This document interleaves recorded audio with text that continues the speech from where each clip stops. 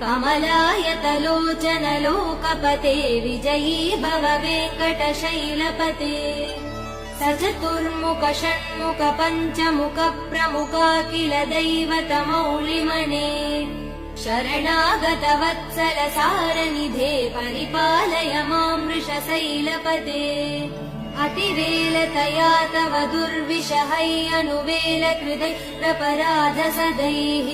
हरितं त्वरितं वृषशैलपते परया कृपया परिपाहि हरे